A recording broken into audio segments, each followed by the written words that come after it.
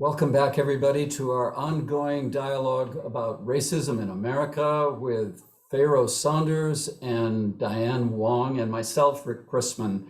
We just finished a hot conversation that led us right to religion in America and its contribution to our present problems of racism and an important book for people to be aware of if you're not already, and which will guide us or be the stimulus for our conversation now, is entitled White Too Long by Robert P. Jones, in which he chronicles the record of principally American Protestant religion after the Civil War and actually in the 20th century, and how covertly the churches have protected these racist attitudes that are so prevalent in the country today. So Pharaoh is a student at Bunker Hill. Diane is a lawyer, an activist, a journalist, and a multimedia journalist who sponsors a radio show. I guess it is, Diane, Let's Talk About Race. And she also founded the Racial Justice Collaborative, which is a team of mediators, facilitators, educators that are trying to grow people out of their racism and into something more like Jesus, I guess I would say, as a minister. Well, listen, what are you two, Pharaoh, what is your opinion about modern American Christianity and its role in sustaining the racism of this country? Well, I think that's very historically interesting because American Protestantism specifically is very unique from a historical perspective. It was a tradition of different evangelical beliefs that were born, and well, not necessarily born, but many of which were born, others were adopted or transferred into with immigration from other Protestant beliefs into a secular nation, at least governmentally secular, as in there wasn't a defining church that was inherently tied to the state, and that's something that was unique even by European Protestant standards, in which there were still churches that were inherently tied to the monarchies or the republics of the time when you look at European history. And it's obviously different from Catholicism, which is its own freestanding overarching church structure. So when you look at examples of, we'll begin with Catholicism, then work our way backwards. So you have Catholicism. Obviously, there is a lean towards cultural supremacy in certain regards, like different cultures that were seen as particularly important when you viewed the sort of control over the papacy and the influence within the curia, like the College of Cardinals and what have you. So that existed, but still, because it is a single church that has all of its members with all of its followers all within one individual power structure, it necessitates a degree of multiculturalism, and it necessitates having leadership in all of those different areas. So you have to have individual clergy that all are represented within the same administrative body within this one church, even though it does have obviously levels of hierarchy. And cultural history is obviously tons of history of racism within the Catholic Church. We already talked on some of that historical example in our last installment. But then we go down from that and we get into sort of pre-American Protestant churches, where you still have examples of them being inherently tied to governments. Like you have the Anglican Church inherently tied to England. You had lots of different German states adopting Lutheranism, but it still had that as the state religion. There wasn't freedom of choice between Protestant churches and those European Protestant states. And then we have American Protestantism, where there isn't a mandated church. So your church was simply for your community. It was simply for where you chose to follow. And that's even more so now in the modern day, where congregants can go between churches. They can choose what fits best to their individual culture and what speaks best to their sort of perceptions of theology, their sense of community and everything like that. And there's a lot of strength to that.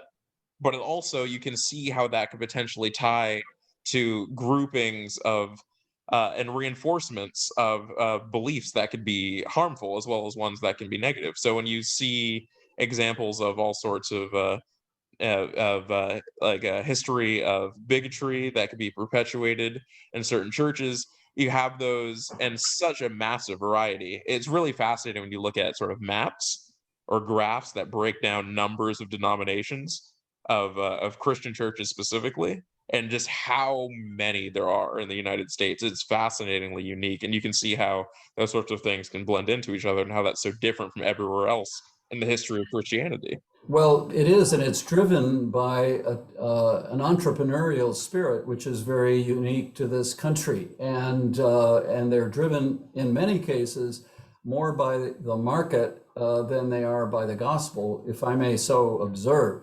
And so when you're doing that, you need to curry favor with people and represent back to them, mirror back to them their existing attitudes, which include racist attitudes.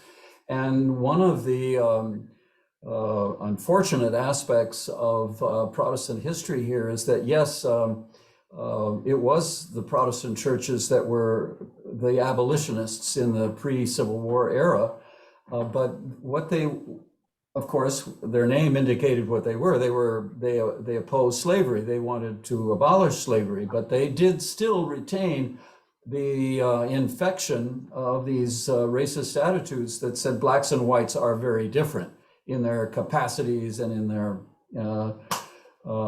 very nature. And this has carried forward, and it's been very hard to expunge this kind of thing in an entrepreneurial arrangement. Now, to be fully accountable here, or to give full credit, there are denominations that have vigorous anti-racism education programs and stand politically in the public square on points of legislation and sensitive ones at that in this country. And so it is, it is a strange situation that we have, that there can be such a difference between the same so-called religion as Christianity. I always have a hard time reconciling what I know about Christianity, especially the New Testament, and what specifically, if you look at the red, I always like to read the red words, the words that Jesus said, and all the things that Jesus said, and reconciling that with the whole long, it's not just the current white nationalist strain, it's going back as far as you can go, right back to the first white people, the first Europeans that came here, and immediately started to want to take the land from the natives that were here. So there's nothing, it appears to me, there's nothing within Christianity that says love your neighbor or get along with people or share. But that is, I thought that was what Christianity actually does say. But then the people who came here to enforce Christianity on everybody else and went all over the rest of the world, the Bible and the bullet over to Africa, just so that they could take the country. And so I'm looking at Christians using Christianity for their own means to take things from everybody, not just in the United States. They took the land and they went and got the people and brought them here, but then treat them so poorly. So we didn't have to, last time we talked about lynching. Why? Of course, lynching wasn't necessary before the Civil War because plantation owners could do anything. They could do anything they wanted with the enslaved. So what is it in the Christian tradition or the faith that builds that kind of people that do that? What is it? I cannot answer that, Diane. I don't think that I am that's appalled by it. Pharaoh, you answer it. so I don't think that there's specifically something within Christianity that builds people to do that. I think that that's something that exists outside of the religion, though something that does exist within the religion is that there you can find all sorts of excuses to allow or to permit actions like that within the religion. I don't think that there's much example of things that encourage things like that, but there are certain things that you can find to excuse it. And that's something that I found true when you observe any religion, or specifically any religion that has like a specific set of rules that are enshrined in any sort of holy text. Because you can find quotes and The Abrahamic religions. no anything, not just the Abrahamic religions. The Abrahamic? No, not just the Abrahamic, all of them. Those the people like to point at Christianity and Islam when they talk about these things, but I don't know if anyone who says that has ever read the verdict text, but I have, and you can find examples of that in any religion, not just the Abrahamic ones. But the point is, you can find those things; they're there. I don't think that Christianity or Islam or any religion explicitly builds a context of cruelty. If you look at history and human culture and nature, even when you look at them predating, so if you look at European history predating Christianity or Arab history predating Islam, you can find examples of cruelty that exist in every culture. And then when you adopt a new religion, it can be found or used to excuse those things. And that continually evolves throughout that culture's history as it takes on new spiritual or theological contexts, including large, massive overhauling ones, such as the adoption of Christianity into European history or the adoption of Islam into Middle Eastern history. Well, here's a tragic curiosity that you're referring to, Pharaoh, I think, which is that religion is inherently aspirational. Obviously, it's trying to lift up the spirits of people and to orient them to a larger life, a more compassionate life. But the curiosity, the tragic curiosity, is that while it is aspirational, let's speak of Christianity here principally, it then takes another step and wants everybody else to embrace that same aspiration. And the history of missions, of Christian missions, is something that is at the root of the enslavement of other people. I mean, that's exactly what occurred. I think we referred to this before, or Pharaoh did, about the arrival of Columbus in this hemisphere. He brought with him the church and the principle of discovery, the doctrine of discovery, which is that any non-Christian in the area that we discover is a savage and has to be converted. That is definitely true, but what's interesting with that specific example that you just gave, yeah, is that endeavor, and many of them, though that was something that came along with them, was far from the intention. That wasn't the purpose of those journeys. It was just something that accompanied it. You know, Columbus, as an Italian Genoese explorer, for the largely Spanish crew that he was operating with, because he was operating under the Crown of Castile, brought Catholic priests with them, but it wasn't a mission to convert the Native Americans to Catholicism. It was an economic mission. Right. It was a commercial venture. You're absolutely right. We lost your picture, Pharaoh. I don't know if that was. Yes. No, sorry. That's because my laptop was dying, so I had to go get my charger. Oh, I see. Well, listen, we're only scratching the surface, and I see a thought crossing Diane's face there, and I wondered if you wanted to jump back in right now. I do, because now we're talking about potentially how this all began, but now we are here in 2021, Mhm. and you see, no matter where I look in history, and I look at anti-Blackness in particular, I see Christians. I see the Christian community that would come out for a lynching would be advertised in the papers, bring their children, carrying them on their back, bring their grandparents. And so I see, because white people largely, not 100%, but largely white people in this country traditionally have been Christian. So that's who we're looking at when we look at all the atrocities that have happened throughout the short history of the United States. But now my question, not so much did they do it, but what are we gonna, how can we, what do we even want to think about doing? How do we address this? Pharaoh, you said that it wasn't, not that you said it wasn't so bad. You said there have been changes.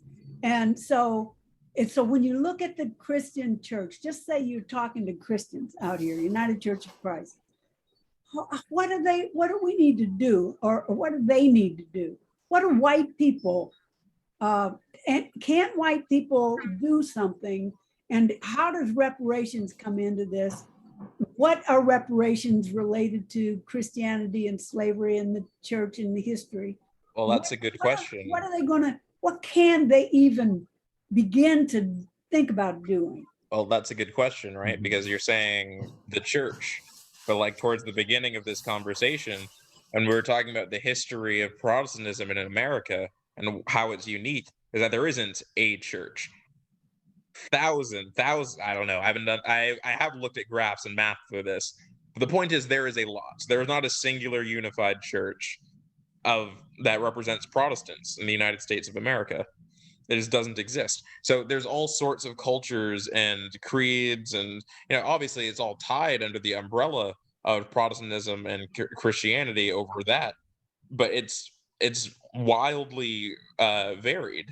And so it's speaking to churches in this context is very much just sort of, and obviously Rick, you're a reverend, you have greater experience in this specific context than me, but how I generally sort of view Christian churches in this capacity in American culture is they're sort of just like the spiritual components to communities, to American communities, and how they represent that aspect of life, and how you can embrace that continued level of culture in this capacity. But it's not as much of a overarching thing as when you talk about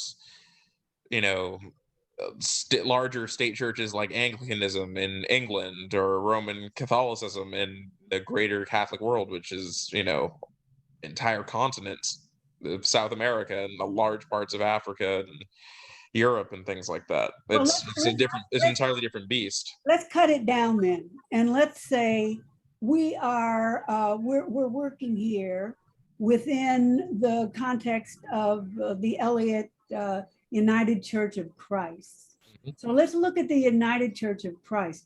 I've looked at their website, not just Eliot, but I've looked at the broader picture of what's going on within the United Church of Christ. And so how does the United Church of Christ, and this is for you too, Rick, how does the United Church of Christ, irrespective of what the other thousands of denominations want to do, could do, might do, what can the United Church of Christ do, and what sparks the flame to make that and draws in the membership, the fellowship of United Church of Christ to work on anti-Blackness and changing of hearts and minds? Because the people that I know, even within the Racial Justice Collaborative, are starting to say it's a lost cause. There's I definitely don't think that. Well, we don't feel that way at all. And I'll answer your question in two broad strokes. One is, in a very practical level, the United Church of Christ has been committed to diversifying its leadership all the way across the board, from clergy at the parish level all the way up through the conferences and the upper, if you will, hierarchy, of which there is none, but the higher administration anyway, such that our conference executive minister in Massachusetts, Connecticut, and Rhode Island is an African-American minister. And we also support as many as we can if students of color in our seminaries. But of course, that's only part of it. That the other part is spiritual. And I think I would go back here, Diane, to your reference to the red letters in the New Testament, that the words that Jesus spoke. I love those editions, the ones you're talking about. Well, one of the things that Jesus says very frequently is, do not fear. Do not fear. And I think the spiritual message that we have of Jesus to share, do not fear, it means do not look at other people as sources of some kind of threat at the fundamental level that you have. If I had a daydream to share with you out loud, is that I would like to become an evangelist outside of a fundamentalist Christian church, and say, what do you have to fear? Jesus has taught you to love other people, and you have nothing to fear. And this is our message to our own people as well. But what you're pointing out, I can document more fully, but it would take too much time here. But those are the two things: diversification of our leadership, and that educates our parishes, and also the spiritual message. Let me add one. Yeah. And it's what you started off with. You held up a book. It talked about, the title is White Too Long. And so that is about white people. That is about not just any old white people. That's about Christian white people. And so in addition, diversity, that's a fine thing, but anti-Blackness is in all of us. You can bring in all kind of people and nothing changes. And then you wonder why it doesn't change. It's because we have all had to suck in the energy in order to survive. We have to buy in. White supremacy as a notion, it's been so successful because it's not just affecting white people and the way white people look at Black people. It affects Black people and the way Black people look at Black people.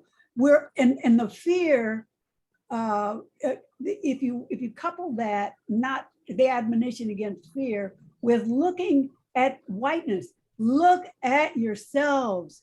Get a book like that. Have a study group. Start to talk about that. Don't begin to talk about what's going on with Black people. Look at what in the world is going on with white people. And then, start there with know thyself. And thyself to me goes, we're not just who we are. We've got all these ancestors. They go forever. And so we have to look at ourselves in that bigger capacity. Well, you give me a wonderful challenge, Diane. I'm going to take that with me, and I'm going to let that simmer to a boil.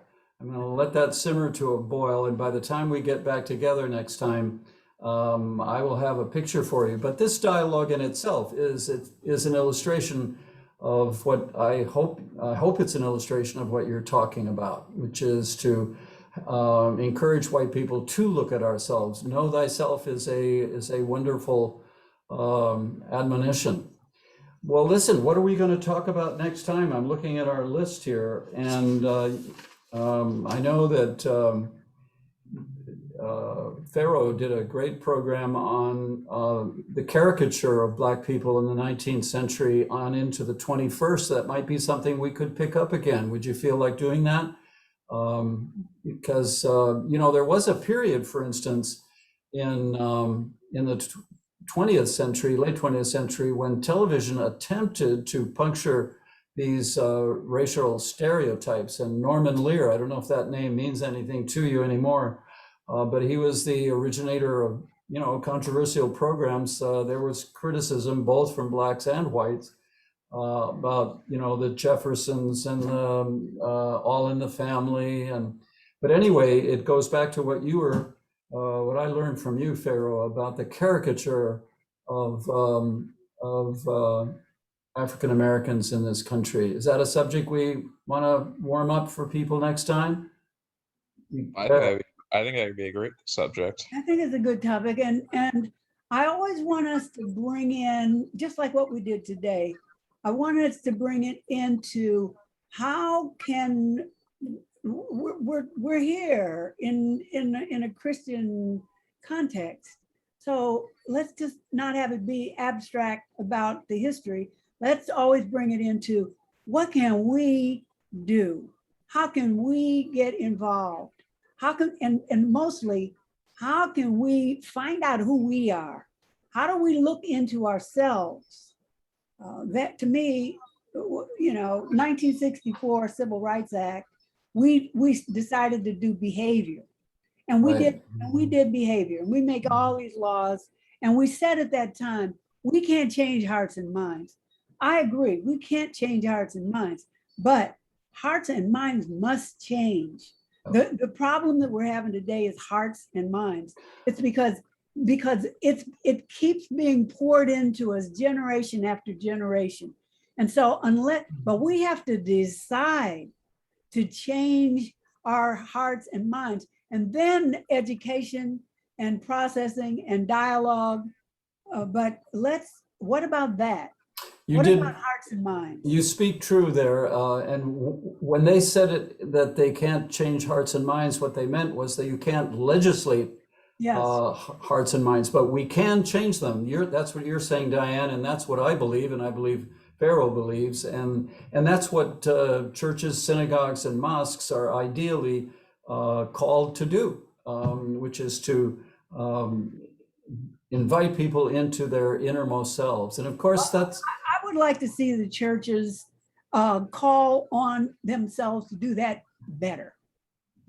All right, we will send that message out. Let's do that more seriously. Let's do it. Very good. I'll take up your challenge, and I'll report back at our next time. But listen, we've got to close this session, and we welcome all of you to return when we post the next dialogue between Diane Wong, Pharaoh Saunders, and myself, Rick Chrisman. So bye for now, both of you. And be sure that when you see this on the website, you give some feedback. Let's write in and let's have some feedback. We'll set up a dialogue box where people can enter. Okay, gang, we'll say goodnight for now. Okay. Okay, bye.